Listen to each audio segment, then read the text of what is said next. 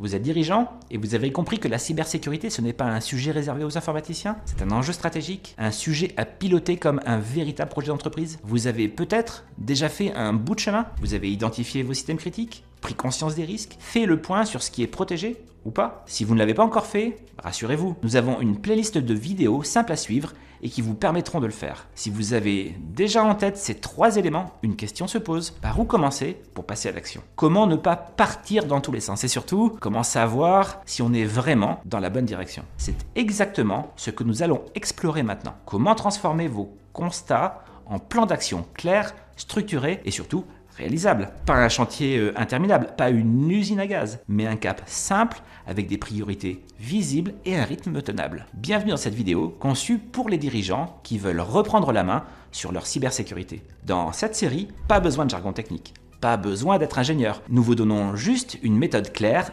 étape par étape, pour piloter en conscience. Et si vous découvrez la série avec cet épisode, pas de souci. Chaque vidéo est autonome, mais toutes s'inscrivent dans une méthode cohérente recommandée par l'ANSSI et cybermalveillance.gouv.fr. Je suis Dominique Mayano, fondateur du groupe Mayano. Depuis plus de 25 ans, nous aidons les entreprises et les collectivités à moderniser et sécuriser leur système d'information. Dans cet épisode, vous allez découvrir pourquoi un plan imparfait vaut toujours mieux que pas de plan du tout. Comment définir vos priorités d'action et comment suivre l'avancement sans y passer vos journées. Ici, on entre dans le concret et surtout dans le pilotage stratégique. Beaucoup d'entreprises ont déjà conscience des risques.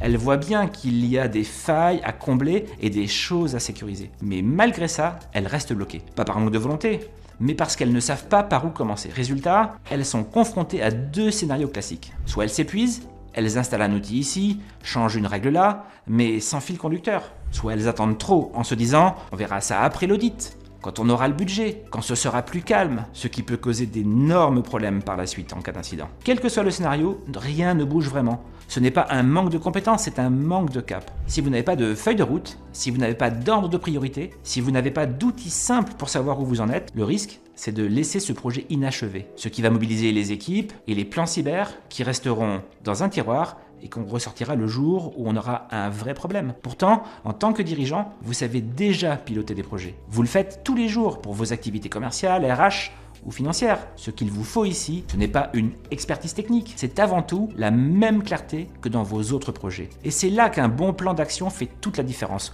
Vous n'avez pas besoin d'une liste de tâches compliquées, mais d'une feuille de route claire, lisible, adapté à votre entreprise. Vous allez concevoir un plan cyber et ce n'est pas un document réservé aux spécialistes. C'est un outil de pilotage qui transforme un sujet complexe en décision simple, suivable et mesurable. C'est exactement ce qu'on va construire ensemble maintenant. Il faut comprendre qu'un bon plan d'action ne commence pas par une avalanche de projets. Il commence simplement par un tableau en 3 colonnes, une structure claire que vous pouvez mettre à jour dans le temps. Voici comment le construire. Première colonne, ce qui est en place et fonctionne.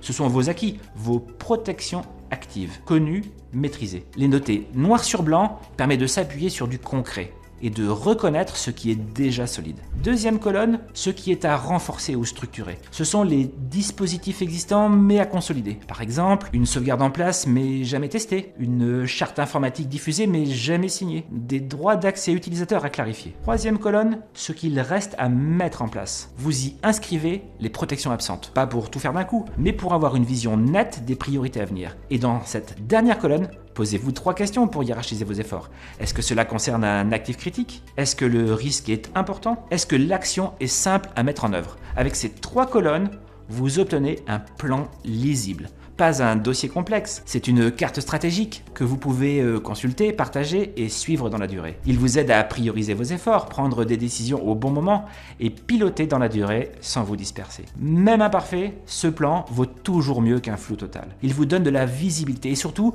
il vous place en position de décideur. De plus, si vous travaillez avec un prestataire ou une équipe informatique, ce plan devient un support de dialogue. Vous gardez la main sur les priorités et il vous aide à les mettre en œuvre. Même si ce prestataire ou cette équipe met en place des actions, vous n'êtes pas exclu du processus décisionnel. Au contraire, vous en devenez acteur. Pour vous accompagner, nous avons mis en ligne sur notre site, dans l'article complet qui accompagne cette vidéo, un modèle de plan d'action prêt à remplir. Des exemples concrets pour vous aider à prioriser, ainsi que des repères simples pour suivre vos progrès sans ajouter de complexité. Vous trouverez le lien directement dans la description sous la vidéo. Dans l'épisode suivant, nous aborderons un levier stratégique. Bien s'entourer pour avancer. Parce qu'un bon plan ne tient pas uniquement sur vos épaules et que la manière de choisir ses partenaires fait toute la différence. Si vous souhaitez accélérer votre progression, bénéficier d'un regard professionnel extérieur ou relancer un projet que vous aviez amorcé, vous pouvez réserver un rendez-vous avec notre équipe grâce au lien sous cette vidéo. Nous serons ravis de faire le point avec vous et de vous donner un véritable coup de pouce pour avancer. À très bientôt dans l'épisode 5. Et si vous n'avez pas encore vu l'épisode précédent, cliquez ici.